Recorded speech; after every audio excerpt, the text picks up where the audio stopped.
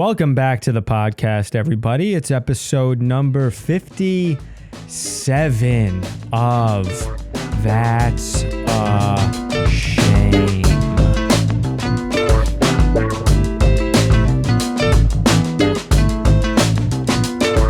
Hi, how are you? It's good to be here. Good to be back recording the pod. Thank you for tuning in. Thank you for listening again to me do this thing called podcasting, which I just keep running in to this. I can't make any adjustments, man. I always tell myself I'm going to make an adjustment. I'm going to plan the day better. I'm going to be better with my time. I'm going to be more efficient with my use of this thing called life and living that you only are given one of, I guess, maybe, even though, you know, all we are is energy, and energy can neither be created nor destroyed. But, you know, I guess one life as Nick Alex is for sure what's real. And, you know, I'm here again recording this too late at night because, you know, I like it to be out when you wake up on Monday, so I try to always record on Sunday. But now that football's fucking in full swing, I just get up and I work out, and then football's on, and then it's like, it's just like when I would imagine what heroin is. Heroin people are like, all right, I'll do a little bit of heroin today, but you know, I'll be able to get up and make the bed and do a couple things and go out for a walk. You know, it'll just be a nice little shot of heroin, and then I'll be able to do some stuff after I feel good for a little bit on the heroin. That's what football is for me. Once that fucking first ball is kicked, it's like a little bit of heroin got injected into me, and my fucking day is done. I can't get away from the TV. I can't fold the laptop shut. I got to keep watching. I got to keep looking to see if my players on my team are doing well, just see if, you know, just what's happening. I like to stay in the loop. It's what I imagine people who like to watch reality TV. You're not learning anything from it, but you like to know what's going on in fucking all these women's lives, I guess, for no real reason whatsoever. Why do I like the knowledge of knowing whether Lamar Jackson is playing in a fucking game or not? I don't know. Why do I like to know whether his backup performed well or not? I don't know. Is it because of my upbringing? Is it because I played sports when I was younger? As a way to, I don't know, playing sports is good, I feel like. I was about to shit on it, but I mean, I will say a lot of the people I grew up playing sports with are shitty. I'd say at least half of the boys that I grew up playing organized sports with haven't done much. I'd say 35% of them either got addicted to drugs, died from drugs, got addicted to drugs, bounced back, and are living their lives, but not, you know, well. I'd say 45% of them are living good to average lives. They got kids. They, you know, live on Long Island, but they didn't really try to do too much with their lives. They never pursued a dream. They never really graduated at the top of their class. They never really made a difference in the world. They kind of just followed the same rhythm that we're all brainwashed to follow by corporations and marketing and the government. I'd say 11% are doing well in their chosen field. And I'd say 1% of them went pro. One guy. I know one guy who went pro. He's having a pretty solid career. And he was on the Mets, and now he's on the Toronto Blue Jays. And he bounced back when he was on the Toronto Blue Jays, because once you leave the Mets, anybody's going to flourish. Everybody flourishes. And once you come to the Mets, you fucking falter and you fail. And you turn in to one of the dudes that I grew up with, mediocre at your profession. Dudes that I grew up with and played sports. I think it makes you a better person playing sports. You know, you learn how to deal with adversity. You learn how to deal with competition. You learn how to be a member of a community. You learn how to be a team player. I didn't learn how to do any of this shit, though, to be honest. I think probably that was the beginning of my anger because, it's the first part of my life where, my size really started to affect me because, boy, I was good at sports until size started to matter. Let me tell you that. When I played basketball before, size really mattered and people got big enough to kind of push me around, I was kind of quick with it, crossed people up, got to the hoop, put some points on the board and felt good. I was filthy at lacrosse as a young little fucking, I looked like just a little bundle of sticks with equipment somehow hanging onto them, running around the field. And I made plays and good ones. And then size started to matter and boy, did I fall off. And that's probably when the frustration really kicked in. People started growing. I did not. I started getting pushed around. I started losing playing time. I started to not be good. You'd think I'd be better at dealing with adversity and things not going my way perfectly because of my sports career. But boy, am I just more frustrated. I just get angrier quicker because my baseline of anger is higher than it needs to be. It's like when you say somebody, somebody's got a short fuse in regards to their anger and their personality. I have no fuse, dude. I'm straight to the TNT. You put a flame on me, I explode immediately. I don't really explode, though, in public. I just stew about it. Or I explode once the people or the situation that's bothering me is gone. And I explode amongst my friends who I trust.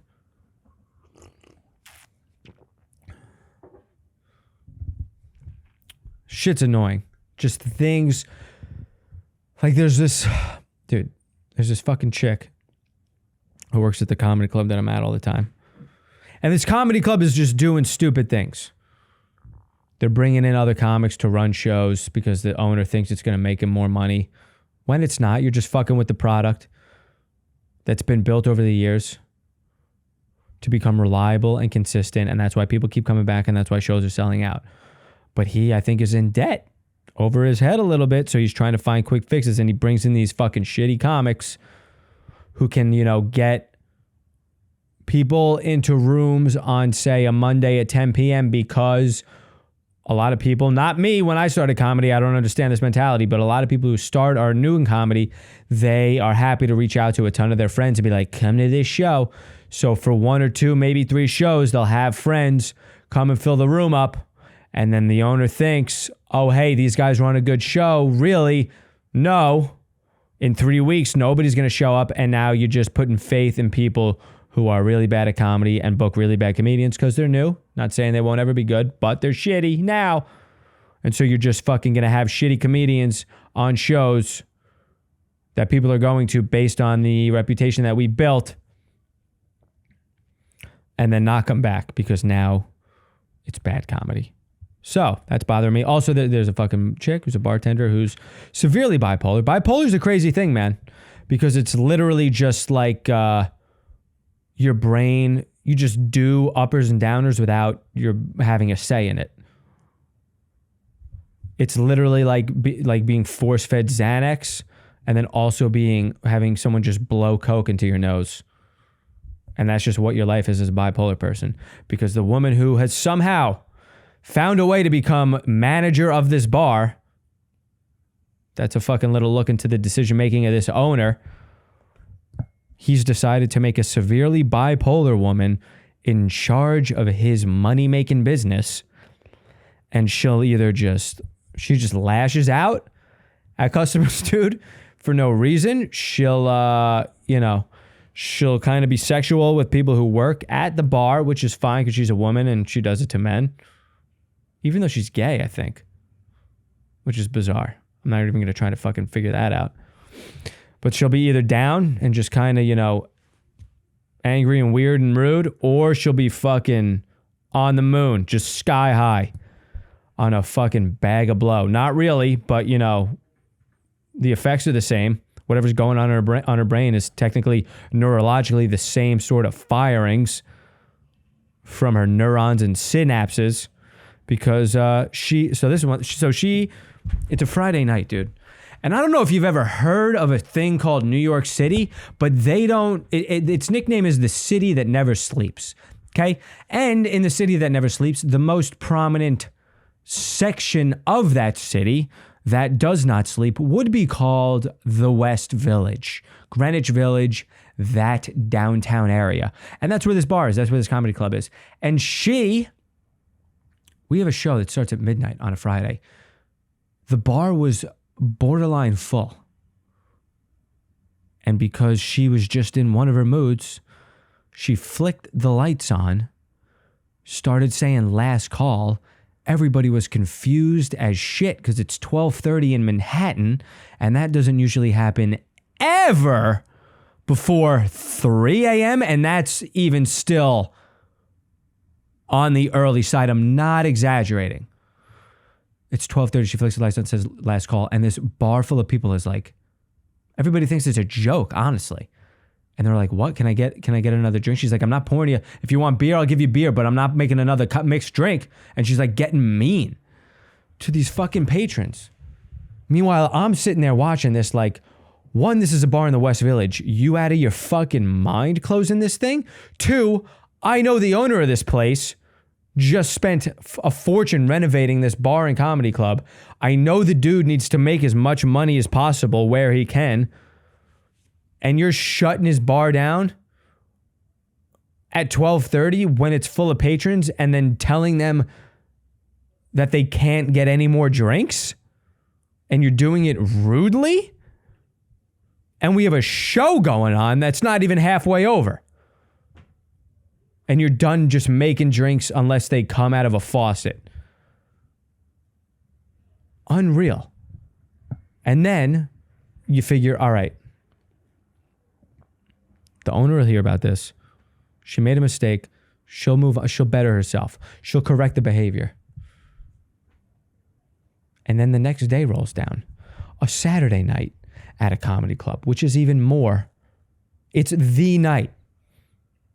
For any club that's not the Cellar, that just doesn't sell out every goddamn show at every day of the week because Louis C.K. made a television show about it, Saturday is the money-making day, baby. The shows they all sell out. We start at 6, we end at fucking 1:30. We start the midnight show. I guess somebody in the room ordered champagne. Fine. Great. Enjoy yourself, celebrate while you watch some comedy. Have a lovely time. Dude, she brings, for some reason, she took it upon herself. She's the bartender. She's not the waitress of the comedy room. She gets the bucket full of ice, puts a fucking bottle of champagne in there, pushing people out of the way. I got it. Walks into the room. My boy fucking Phil is hosting the show. He's starting the show. He's kicking the show off. We're 7 minutes into the show. She brings this bottle of champagne on to the stage as Phil is doing material, hosting the show, getting the crowd warmed up. And she just like is sitting crouched on the stage, untwisting the fucking champagne, pops the champagne, starts talking to Phil about how the pop was a sound effect for his act, starts pouring the champagne, and then as she pours the champagne, starts twerking on stage. This is the manager of the comedy club. Is it giving you a sense of why I come onto this podcast and I'm not just jolly old Saint Nick? My home club's manager is torpedoing the shows on the most prime time night. And our owner thinks that instead of dealing with that, replacing the people who are at the top who have done a great job of turning this club into a legitimate club, let's replace them with 12 open micers who have no idea what they're doing. And then, to make matters worse, the next show is, she thinks the show is a very late show. It looked like the show wasn't going to happen. I wasn't there. These are other stories people are telling me because I've been complaining about her behavior on the previous shows. I wasn't there for this show. But it was a late show. It wasn't looking like the show was going to happen. They had 2 people in the audience. That was it. Then a group of 13 on a birthday walked by or whatever. My buddies bark at them for a show. They're down to come in. They come in. Because she thinks the show, I guess, is not going to happen, she's got this loud, she's got music, party music, dancing music blasting in the bar. And this group who's, probably tipsy, celebrating a birthday, they come in and they start dancing to the music. And they start dancing on their way back to the fucking comedy room. They go into the comedy room. And then she gets on stage before the show starts and starts dancing on stage, employing the people who are about to be audience members of a comedy show to get up and start dancing. And they do, because they don't know. They're looking to have it's somebody's birthday. They're fucking a little drunk. They're trying to have a good time. And it seems that the head of an establishment is saying, hey, do this. It's appropriate. So they go along with it. And literally the manager of the show has to wrestle her off stage and be like, we're trying to start now. Thanks for getting these people riled up and not in a place to sit down and pay attention. She leaves the room. The way the fucking mic works is we have music playing in the room before the show starts. You go to the little, control panel outside of the room and you change it from music to mic so that the mic takes in what the comic is saying and puts it out of the speaker. You know how mics work. And as that is taking place and the host goes on stage, she starts switching the mic on and off so that the fucking music keeps cutting in and out as my boy Stewie is hosting the show. And my boy Joe literally just has to wrestle her off of the control panel to be like, this is inappropriate to ruin the show of the place you manage. Also, let's be completely honest, the section of this venue that brings in the money so that it doesn't shut is the comedy portion. They ain't killing it as a bar/restaurant. Most of the revenue comes from the show, and the manager of the club is like, I'll fuck with this for the 4th night in a row.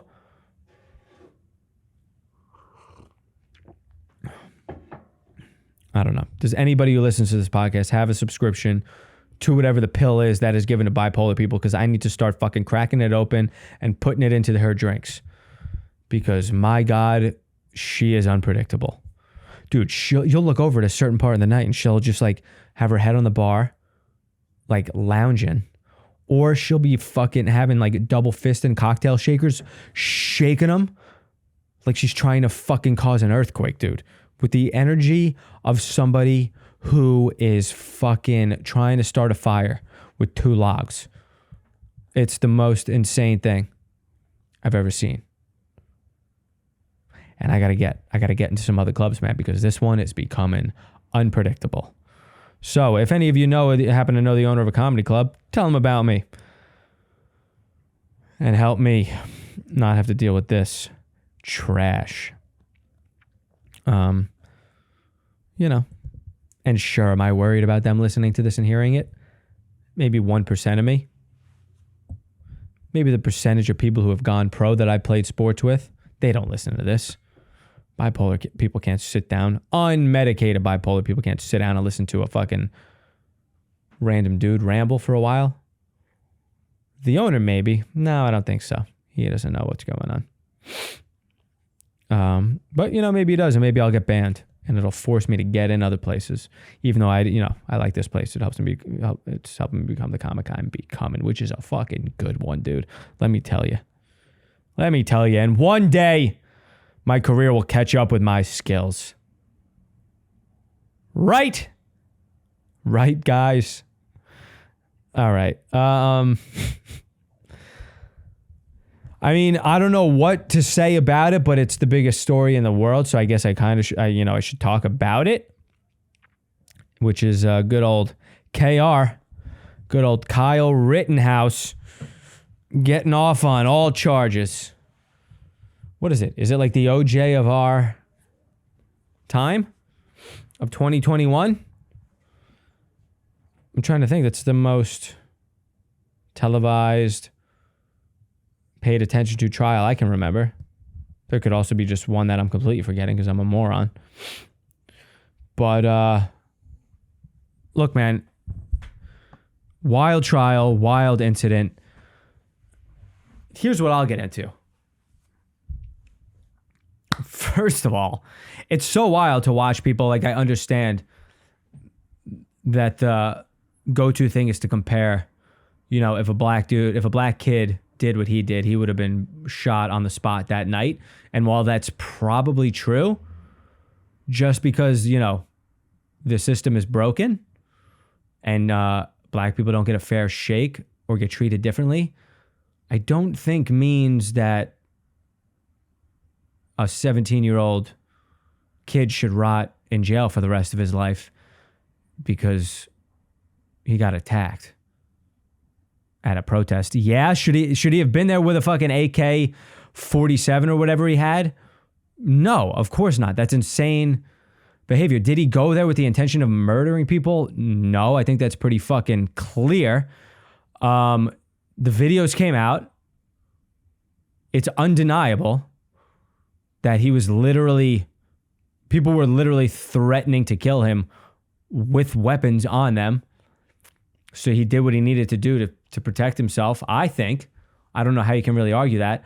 I think the people who do argue that are, you know, you're set in the news sources that you listen to, and it's the most clear thing that's come out of this trial is how fucking shitty and manipulative and just egregiously disgusting media outlets are. Dude, Brazil had to redact their statement on the Rittenhouse situation because they put out an article that Kyle Rittenhouse killed 2 innocent black people at a protest and is being tried for the murder of 2 innocent black people. And they had to be like, sorry, that's not true. The American news that we were listening to said that's what happened, and now we understand that that is not. Dude, I've talked to multiple people in person outside in the city who have literally said to me they were positive Kyle Rittenhouse murdered 2 black people. And that's just what's wrong with everything, man. You can't, like, everybody's being fed completely incorrect information. And you truly need to just watch. You literally need to go through the fucking evidence yourself and come out with a conclusion. And if you watch the videos of Rittenhouse literally getting stopped on, having guns pulled out on him, you'd be like, oh shit, if I was him, I probably would have fired my gun at these people too. That's one thing. Should he have been there with a gun? No, that's fucking equally as stupid. But it's also like, he didn't just blow away 2 peacefully protesting dudes on behalf of Jacob Blake. I think that's who the riots were for. Also, the thing that's just driving me nuts is that people are talking about, like, the victims didn't get, justice was not served for the victims. The victims didn't get their justice. The victims are some of the worst criminals that could possibly walk around on planet Earth. One of them literally anally raped children, was tried for it, found guilty by a jury of 11. And the left is just like, justice was not served for this man. How do you think his family's going to feel that his killer walked free? I don't know, but I don't give a shit. That dude raped kids and should have been killed a while ago. It's also crazy luck. Imagine you fucking murdered 2 people on accident, and then when you went to get, like, tried and were hearing the facts about, like, who you killed, the people were like, yeah, they actually were fucking pedophile rapists, and one of them beat the shit out of women. You'd be like, oh, fuck, I kind of, you know, it's kind of like hitting the lottery, you know? But also, you don't just attack a random kid during a protest if you're not a shitty person. And look, am I saying Kyle Rittenhouse is a fucking great kid? No, man. There's something off if you're 17 and you own a gun. and you'd take it to places to walk around with and try and like restore order. It's not your fucking job, man. You're all fucking idiots. But it's like, if you don't think the evidence in that case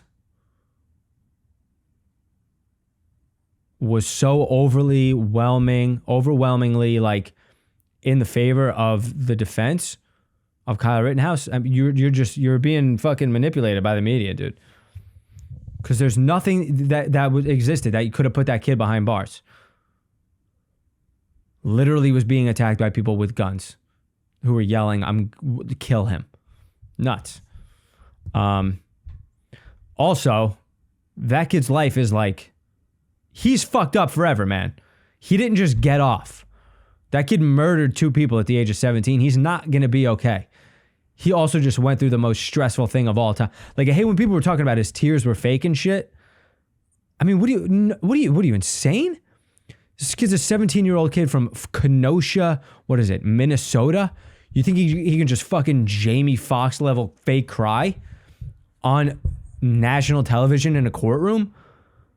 And people are like, oh, no tears. I want to see how your fucking body responds to being on trial for murder with your life on the line at 17 and see if you just fucking don't hyperventilate tearlessly like he was doing. You don't, dude. Crazy that people think that those, I mean, that's insane. But he's also like, probably a good thing that it happened to this kid, because maybe now we'll put the fucking AK-47 down and not take it places. That kid, I mean, his life trajectory has to be, I'm moving to Florida and he'll probably be treated like a king for a little bit. He won't have to buy a drink anywhere he goes, but he also might be like, become just an absolute alcoholic that spirals into fucking just a bad place, man. He murdered 2 kids and just went through the most traumatic thing of all time. He's probably gonna have to move to a real red state to make sure he doesn't get fucking shot on the street. Also, it would just be a more fun place to live. You know, a place where people were like, that's fucking, where certain people were like, Kyle Rittenhouse, he's what's right with this country, which is also a stance that exists, which is fucking insane. Social media really did point out that most of the people who exist are fucking crazy. And that you'd think that most people were just in the middle ground, but there's a lot of it's just both ends of the spectrum are a lot bigger than I thought they were. So yeah, I don't know. What else is going on? It was crazy. Walnut Creek, Nordstrom looted by 80 people. Why are people looting things? Where's Walnut Creek? Is that where Kyle Rittenhouse got off? Is that what they were looting? Walnut Creek, California. No, I don't know. What were they looting? That's one regret I have, dude, is that during the pandemic when those race riots were going on, I didn't get involved in the looting. Why didn't I fucking head out to Madison Avenue when they were throwing bricks through the windows of Burberry and Coach? Could have got some sick shit for free.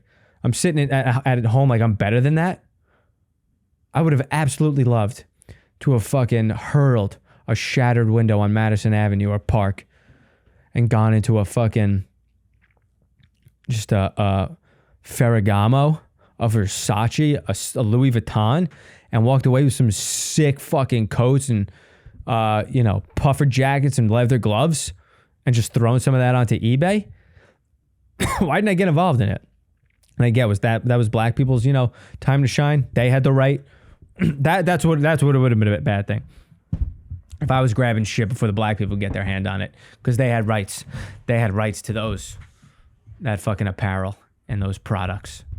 I should have showed up after the fact, late at night, when it was died down, and just pretended like a white guy walking around, being like, I can't believe what happened, and then just slowly slithering my way, getting the remnants of what those people didn't want. Those people meaning blacks, not in a derogatory way, Why is it so dicey to say black? It's fine. It's what they are. They're black people. Indian or brown people.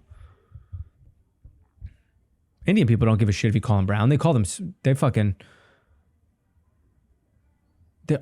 all brown. They love it. They talk about brown nonstop. Or brown wedding, brown party, brown barbecue. You talk about fucking Asian people, how they stick to one another and they don't really fuck with it. Brown people love having segregated events. Is it just, I'm just in the one field where it really takes, there's no accounting firm that's just only brown people. I don't think that exists in any other field, but there's so many shows that are just, you can't do it unless you're brown. Here's an Asian specific show, women only. It's really any sect that isn't white male. Should I start my own show? Just you can only be a fucking straight white? Come on down to Blind Barber, where you better be fucking born with privilege. You better be from Long Island or Staten Island and have nothing but conservative views if you want to perform on my show. If you don't think Kyle Rittenhouse was innocent, you can't perform on this show. Come on down. It would have to be, I couldn't have it at fucking Blind Barber in the East Village. Way too liberal. I would have to throw that shit on Staten Island or Long Island. I should lean into this, shouldn't I? My career would probably fucking take off way quicker if I was just like, Kyle Rittenhouse is innocent and I don't have privilege. Come out to a show in Levittown, New York. Probably fill that fucking room up.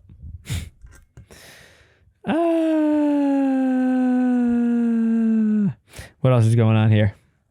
What else is going on here, people? And I hate to say that. I should be prepared. I should be more prepared. COVID cases rise with Thanksgiving gatherings on the way. Fauci vague on changing definition of fully vaccinated. We might modify. Fauci says he hopes single COVID vax booster will do the job. Really? You think that one more shot is going to change the fact that 2 shots didn't last more than 8 months? Why is one more shot? It's going to be shots forever, dude. People are going to be on their 10th shot thinking this is... Once you hit double digits, you're going to be good. You'll be safe. Once you get that fucking double-digit shot, COVID will no longer be a thing. Fauci urges vaccinated Americans to get booster shots. Gottlieb says that at some point, COVID vaccines could be considered a 3-dose vaccine. And the line will just keep getting pushed back and back and back. And we're all going to be hitting 10 and 12. And we're all still going to be getting it. And life's still just not going to go back to normal because they don't want it. 2. I don't know if I'm getting another shot, man. I could be done with it. I got the fucking vaccine. I ended up in the hospital having chest pains. I also got COVID after getting the vaccine. Lost my taste and smell. Still not back fully. It's just, why would I go and buy another product that didn't really do it for me the first time? Okay? It's like buying a pair of pants that fucking ripped. And then I'm like, you know what? It's like buying a pair of pants that fucking ripped in public while I was on stage doing stand-up. And I was like, you know what? Those pants treated me good for the first 6 days that I had them. And then on that 8th day, it was super embarrassing and it caused me a lot of pain and inconvenience. But I'm still going to go get another one in hopes that maybe it'll be different. Is that what some people really do look at the vaccine? Like, oh, I'll just keep getting it. No questions asked. No questions asked. I'll just keep on getting it, dude. And I get it. Getting COVID is more unpredictable than the side effects of the vaccine is an argument, could be an argument, I guess. But fuck, dude, it's just, I get it. COVID was a fucking virus created in a lab, and the side effects of that long term are probably going to be worse than whatever the vaccine's doing, even though now I'm going to have the effects of both of them because I got both. Heavy. I just don't like that people are stand to make millions of dollars off of pushing the vaccine. And the more that the vaccine gets created, the more money people make. Of course, they're going to keep wanting to push for 3rd and 4th and 5th doses because the more that they have to produce, the more money they make, correct? It's got to be a thing you got to be wary about. Pfizer is a company worth way more money now because they make these vaccines. And I'm just supposed to be like, I'm sure it's a wholesome company, even though they've been fucking done shady shit in the past. It's exhausting being alive, man. It can be great, but it's mostly exhausting. And it would be way easier. Dude, if I wasn't pursuing comedy, I'd have a fucking barn in the woods. I'd be eating the eggs made by my chickens that I had. And I'd be fucking, raising cows and shit and cutting them up once, it was time to eat them. I'd feel bad about it, but I would do it because I feel better while I eat meat rather than being plant-based. I would feel bad. It'd be tough. but I would do it, and it tastes so good. But fuck, man. When I was just staying on that Airbnb, they had that whole thing of chickens. They had like 50, 60 chickens. I kind of wished I was on shrooms while I was looking at them. Watching a fucking collection of chickens move around is hypnotizing, dude. The way that they pick their legs up and their talons curl and they put them back on the ground very gracefully and their fucking necks move and they flap their wings, but they can't fly. They just hover for a sec. It's kind of like when you, jump in Halo. Even though I never played Halo, I don't know why I'm making that reference, but that's how chickens fly. What a fucking waste. Imagine not having arms because you have wings, but the wings don't do anything for you. What a nightmare. Kind of like a fucking fat chick without tits, you know? It's like if you're going to be a heavy chick and you don't even get the reward of having fucking cannons hang off your chest, brutal. If you're going to sleep with a fucking real heavy chick and she doesn't have like a great perk about sleeping with a real heavy girl is you get to bury yourself in just some pillow-sized boobs. But when they don't have that, when it's just a heavy chick when they just have the torso of a fucking offensive lineman, it's just, all women are beautiful, but it's not, they're missing a couple of fucking toys when you're doing the activity called intercourse. And it's just not as fun, It's like banging a beanbag chair. Probably get in trouble for saying some of that. But what are you doing for the community? I've slept with plenty of big women. I'm helping out the community. I slept with a girl so big one time. She was like, I was like, we should hang out again. She was like, she literally asked me why I was doing this. She's like, we're not in the same league. Is her words. I'm not being a dick. She was saying this. She's like, I'm not coming. She was like, I don't even feel good about this. I don't understand why you're doing this, and I don't really trust it. It seemed like she was like questioning the scenario. But look, dude, at a point in my life, I was addicted to just banging different women. And I didn't fucking discriminate. I had a good old time. Big women are good to bang, man. They're good for other things too. They usually have really good personalities. Like that's a funny thing that chick did, is to just be like, I'm not doing this anymore because it's fucking insane that she was like concerned for me. But I've done it and it's fun, man. It's just all about, there's certain girls you look at and you're like, God, you're fucking gorgeous. And that's the thing that exists. But when it came to sex for me, it was just like, cool, 1 week, I'd bang a fucking, supermodel, skinny level, kind of bodied, that kind of chick, and that'd be great. But then it's like, it's all about just changing it up for me. Just don't want to. It's like eating fucking eggs every morning. It's a fucking good meal, nutritious, flavorful, consistent. But sometimes you want to, just turn the tables. And you have a fucking bagel with lox. And the bagel with lox in this scenario is a big, girthy woman. Sometimes I sleep with a big white woman, and then I want, a short Dominican chick with a C-section scar, which is another thing I've done.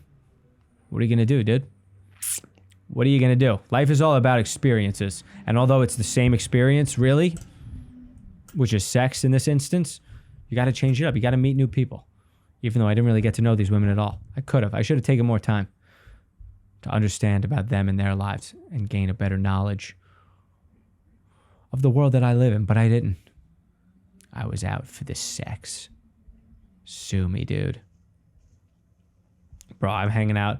There's this kid. My girl's friends with this one of her best friends is this kid who is just one of the most attractive kids I've ever met. Just a big, doesn't even work out, dude, but he's fucking like 6'3", just jacked. He played like D1 lacrosse. Just a great head of hair. He's a fun hang. And I don't know. I've been meaning to ask my girl this because it seems like he's been good looking all the time, but you rarely meet a good looking dude like this who has a good personality, who's just not like fully retarded with, zero personality and just speaks in like, just has nothing of value to say, to contribute or anything. Just says things like, boy, it's hot out today.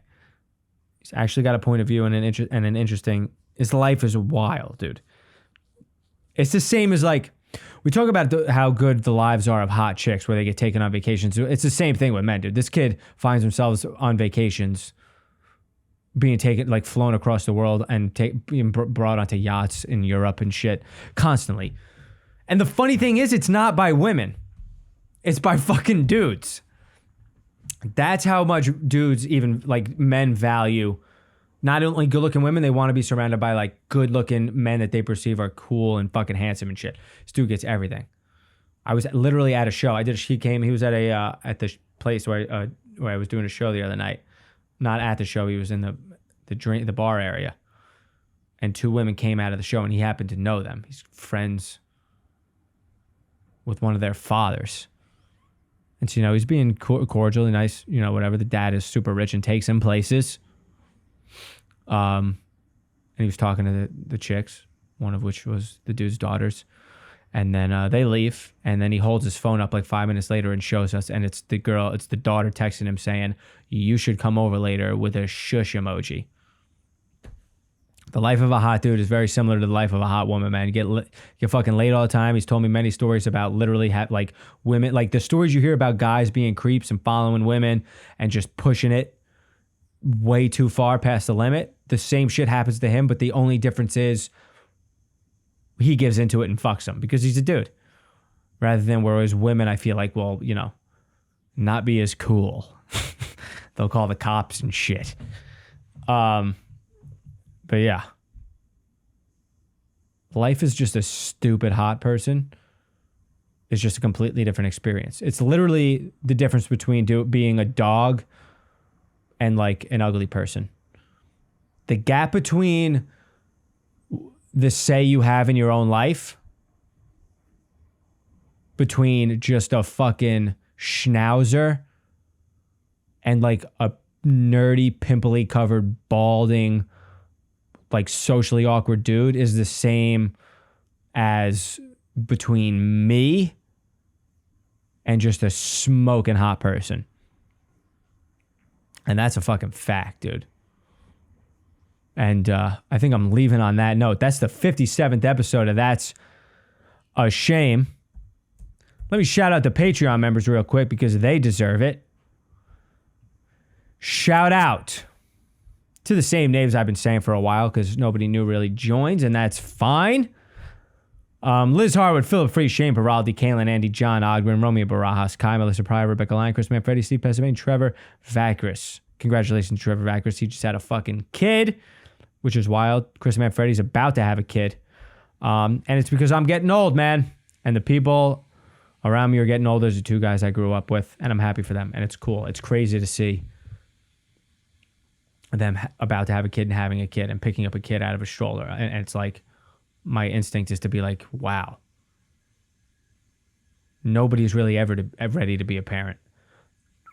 Because that's just, any of my friends had a kid right now, my feeling is you shouldn't be responsible for that. You're not ready for that. You do things I know about that aren't fatherhood appropriate. And then you just realize, oh, every father is doing shit like that. And I wonder what mine will be. Mine will probably be deciding to go do comedy instead of being there for him because I got a dream. But thank you guys for listening. I love you guys. It means the world. Keep spreading the word. Keep listening. Keep downloading. Keep staying safe. Trucking on. Whatever it is you decide to pursue in life. Love you guys. Bye.